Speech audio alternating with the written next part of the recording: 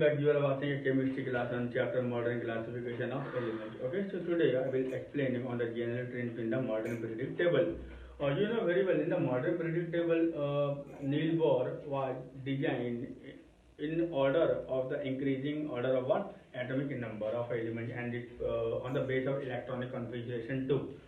So we have to describe how that it affect if we move from left to right और from top to bottom. तो सबसे पहले हम group से start करेंगे, फिर बाद में हम पीरियड से स्टार्ट करेंगे. तो पहले मैं बात करता हूँ ग्रुप. तो मान के चलो कि मैं ग्रुप की बात करूंगा तो ग्रुप 1 और 17 को लेके चलता हूँ. तो ये हमारा ग्रुप 1 है. तो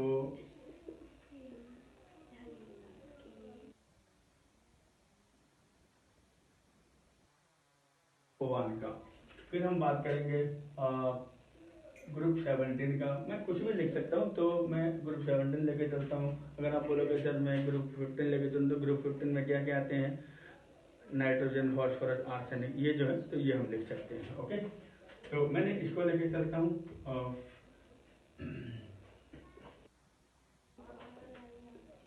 अब देखो, तो इसका एटॉमिक नंबर जो है वो थोड़ा याद करना बहुत जरूरी है.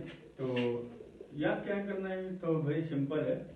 1 फिर यहाँ पर आ जाएगा आपका 3, और यहाँ पर आपका आ जाएगा 11, यहाँ पर आपका आ जाएगा 19, यहाँ पर आपका हो जाएगा 37, यहाँ पर आपका हो जाएगा 55, यहाँ पर आपका हो जाएगा 87. ओके, अब आ जाओ क्लोरीन. फ्लोरीन जो है यहाँ पर आपका हो जाएगा 9, उसके बाद आ जाएगा 17, उसके बाद आ जाएगा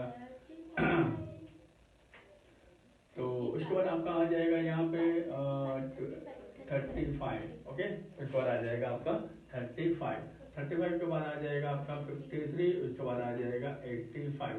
तो इस तरह के हमने इसको क्या किया, यानी कि एटॉमिक नंबर मैंने क्या किया, इसको अरेंज किया. ओके, अगर आप सोचोगे कि सर ये सर ने कैसे किया है, सर ने कभी रटा नहीं है, आपको बस समझना है. तो आपको ये मैंने कैसे किया है ये आपको समझना होगा. आपको पता होना चाहिए इन इलेक्ट्रॉनिक कॉन्फ़िगरेशन ने. तो नील बोर ने कौन सा फॉर्मूला अप्लाई किया था, 2n² फॉर्मूला अप्लाई किया था, है ना, 2n². तो 2n² के फॉर्मूला अप्लाई किया था. तो आपको पता होना चाहिए कि पहला सेल में कितना आता है. पहला सेल मैं n को 1 मानता हूँ, तो आपने देखा कि 2 आ गया. अगर मैं दूसरे में 2 लिखता हूँ तो कितना आता है 8. 3 लिखता हूँ तो क्या आता है 18. तो 4 लिखता हूँ तो क्या आता है 32. तो अब देखो, आपने देखा मैंने हाइड्रोजन के बाद देखो ये सबसे पहले में आते हैं, तो इसको मैंने +2 कर दिया, मतलब ये +2, 3 हो गया. और 3 से क्या है 11, यानी कि 2 के बाद 8 एलिमेंट, तो ये 8 हो गया. तो कितना हो जाएगा 11. फिर इसको मैंने 8 कर दिया. देखो हम लोग कैसे लिखते हैं 2 8 8 18 ऐसे करके लिखते हैं इलेक्ट्रॉनिक कॉन्फ़िगरेशन से. ये आ गया. उसके बाद फिर मैंने इसको क्या किया 18 प्लस किया. फिर उसके बाद फिर मैंने इसको ऐसे किया तो क्या आ गया फिर 18 प्लस हुआ.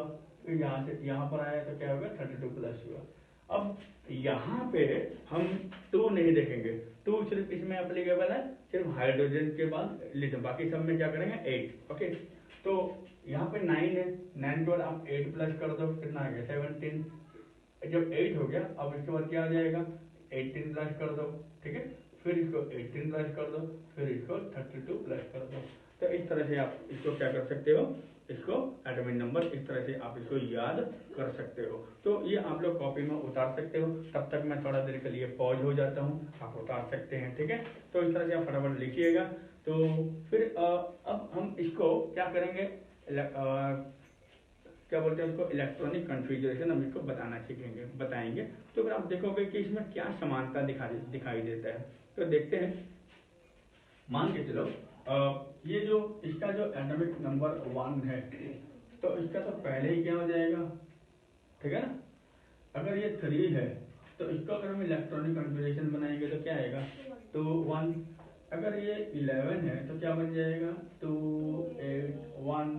ओके, अगर मैं इसका बनाना चाहूँगा तो क्या आ जाएगा 2 8 8, इसके बाद क्या आएगा 1. ओके, अगर मैं इसका बनाना चाहूँगा तो क्या आएगा 2 8 8 18 1. ओके, तो तो इस तरह से हम इसको कर सकते हैं. ओके, तो ऐसे करके हम इसको बढ़ा सकते हैं. क्लियर हो गया. गया? फिर आ जाओ 2 8 18 8 1। तो इस तरह से हम इसको बढ़ा सकते हैं। तो ऐसे करके और अब देख रहे हो इसमें हमें क्या दिखाई दे रहा है। नंबर 1 पॉइंट ध्यान से सुनोगे। इसमें हम देख रहे हैं कि बाहरी जो आउटर मोस्ट इलेक्ट्रॉन है वो कहीं चेंज आया, कहीं चेंज आया नहीं।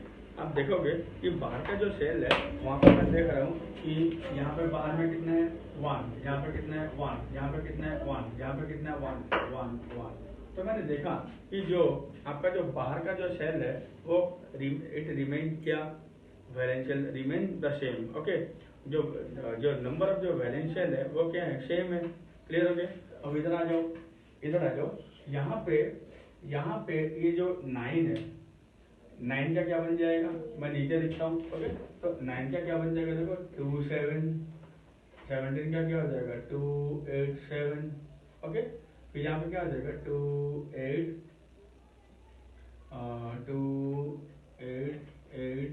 18 7। तो आप देखोगे इसमें भी मैं देख रहा हूँ कि यहाँ पे जो बाहरी सेल है तो बाहरी सेल में कितना आ रहा है, देखो 7 आ गया। तो मैं यहाँ पे, तो इसका मतलब ये हुआ कि अगर हम ग्रुप के if we move from top to bottom, तो आप देख रहे हो कि जब हम टॉप टू बॉटम में आते हैं तो हम क्या लिखेंगे, जो नंबर ऑफ वैलेंस, जो नंबर ऑफ क्या लिखेंगे, valence shell. Okay, valence shell means, valence shell का और एक नाम क्या है, आउटर मोस्ट इलेक्ट्रॉन। ओके, जो नंबर ऑफ वैलेंस, मैं वैलेंस शेल ना लिख के मैं वैलेंस इलेक्ट्रॉन लिख देता हूँ तो वो बेटर होगा आपके लिए। जो वैलेंस इलेक्ट्रॉन्स है वो आपका क्या है, सेम, रिमेन सेम। ओके, तो नंबर ऑफ जो वैलेंस इलेक्ट्रॉन है वो क्या है, रिमेन सेम है। क्लियर हो गया? फिर आ जाओ, अब आप देखोगे हम बात करेंगे number of shell. Number of shell आप देख रहे हो हम ऊपर से नीचे आ रहे, तभी तो हमने ग्रुप कहा। अब ध्यान से सुनोगे, इसमें आप इस हाइड्रोजन में देखोगे कि यहाँ पे नंबर ऑफ सेल कितना है, 1। फिर इसमें कितना सेल आ गया, 2। इसमें कितने सेल आ गए, 1 2 3। इसमें कितने आ गए, 1 2 3 4, 1 2 3 4 5। इस तरह से ये बढ़ते रहेगा। ओके, तो इस तरह से यानी कि इसका कितना हो जाएगा, 6। अब देखो तो इसका क्या हो जाएगा, देखो नंबर ऑफ सेल जो है वो क्या हो जाएगा, इट इज इंक्रीजेस बाय 1। ये जो है इसका जो नंबर ऑफ जो सेल है वो एक एक करके बढ़ते रहेगा। क्लियर हो गया? इसमें भी वही देखो, यहाँ पर 2 3, उसके बाद क्या आ जाएगा 4 5। इस तरह से वो बढ़ते, या 2 8, या 3 है तो यहाँ 4 होना चाहिए, तो 2 8 18 7।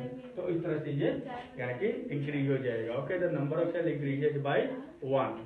तो ये भी क्लियर हो गया। अब आपने देखा कि नंबर ऑफ वैलेंस शेल क्या दिखाई दिया मेरे को, सेम। उसको हम क्या बोलेंगे, क्या बोलेंगे, इंक्रीजेस बाय 1। उसके बाद हम फिर डिस्कस करेंगे। मैं इसको मिटा दूं तो देखते हैं। तो अब आप देखोगे, अब आप आ जाओ, ये जो मैंने अभी सजाया इसमें अभी आप देखोगे कि ऊपर से नीचे जब आते हैं ना, ऊपर से नीचे जब आते हैं तो आप देखोगे जो मेटेलिक कैरेक्टर है, क्या कहा मैंने, मेटेलिक कैरेक्टर, वो क्या होते रहता है, इंक्रीज होते रहता है। क्या होते रहता है, इंक्रीजेस होते रहते हैं।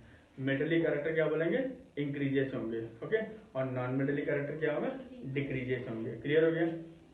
Metallic character increases, non metallic character decreases. Okay, फिर आ जाओ, अब हम बात करेंगे एटॉमिक साइज के ऊपर में। देखो मैंने कहा एटॉमिक साइज, मैं क्या लिखूंगा,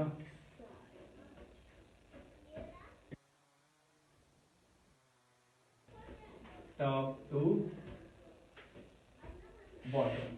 अगर हम ऊपर से नीचे की तरफ आते हैं तो क्या एटॉमिक साइज क्या होता है, इंक्रीज होने लग जाता है। अब सवाल ये खड़ा होगा कि ये इंक्रीज कैसे हो रहा है। ध्यान में रखोगे, आपने देखा कि यहाँ पर 1 सेल है, यहाँ पर 2 सेल है, यहाँ पर 3 सेल है, तो सेल क्या तैयार है, बढ़ते जा रहा है। अब आप देखोगे, अब आप देखो यहाँ पे मान के चलो कि ये मेरा कितना है, 1 इलेक्ट्रॉन है, किसका, हाइड्रोजन का। अब उसके नीचे फिर आ जाओ, यहाँ हो जाएगा 2, फिर क्या हो जाएगा जाएगा 1। तो आप देख रहे हो कि यहाँ पर जितना नंबर ऑफ सेल बढ़ते जा रहा है, आउटर मोस्ट इलेक्ट्रॉन है वो न्यूक्लियस से उतना दूरी बढ़ती जा रही है। तो इससे दूरी बढ़ने के कारण क्या होता है, इसके बीच में जो न्यूक्लियर फोर्स ऑफ एट्रैक्शन जो होते हैं वो थोड़ा कमजोर पड़ जाते हैं, जिसके चलते इसकी साइज क्या होने लग जाती है, बड़े होने लग जाते हैं। इसलिए हम कहते हैं कि एटॉमिक साइज भी बोल सकते हैं, एटॉमिक रेडियस भी बोल सकते हैं। तो atomic radius increases from top to, ऊपर से नीचे जैसे आएंगे उसका एटॉमिक साइज क्या होता रहेगा, इंक्रीज होते रहेंगे। ठीक है, तो इसका और भी कैरेक्टरिस्टिक है, ये हम थोड़ा आगे चल के फिर बताएंगे। तब तक हम नेक्स्ट क्लास में फिर मुलाकात करेंगे। तब बाय बाय।